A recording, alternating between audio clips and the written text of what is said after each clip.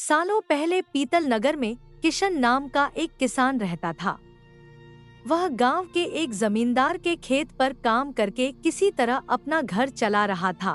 पहले किशन के भी खेत थे, लेकिन उसके पिता के बीमार होने के कारण उसे अपने सारे खेत बेचने पड़े। मजदूरी में मिलने वाले पैसों से पिता का इलाज कराना और घर का खर्च चलाना मुश्किल हो रहा था।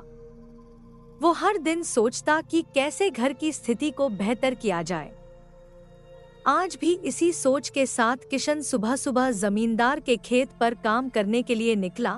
खुदाई करते समय उसकी कुदाल किसी धातु से टकराई और तेज आवाज हुई। किशन के मन में हुआ कि आखिर ऐसा क्या है यहाँ।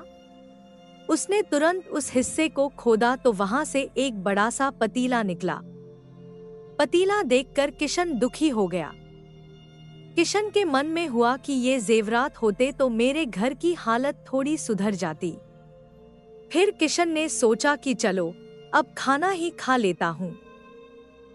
किशन ने खाना खाने के लिए अपने हाथ की कुदाल उस पतीले में फेंक दी और हाथ मुंह धोकर खाना खाने लगा।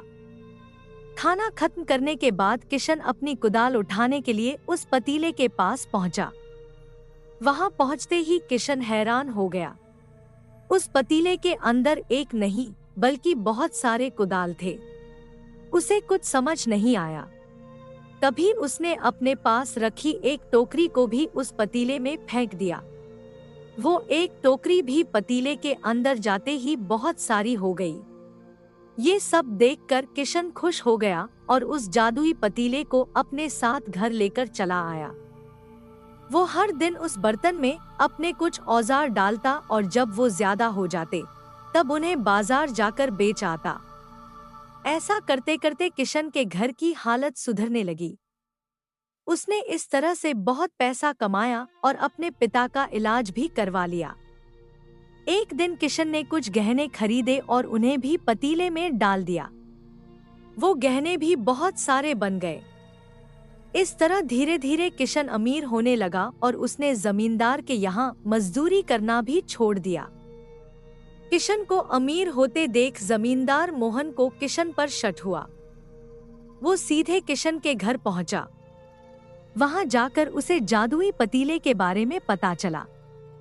उसने किशन से पूछा, तुमने यह पतीला कब और किसके घर से चुराया?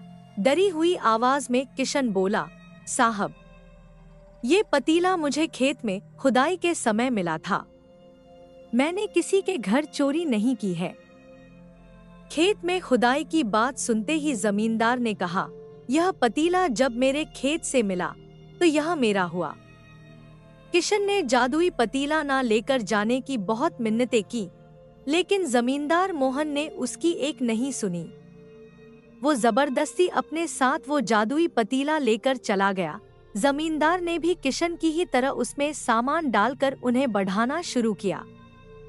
एक दिन जमींदार ने अपने घर में मौजूद सारे गहने एक एक करके उस पतीले में डाल दिए और रातों रात बहुत अमीर हो गया। एकदम से जमींदार के अमीर होने की खबर पीतल नगर के राजा तक पहुंच गई।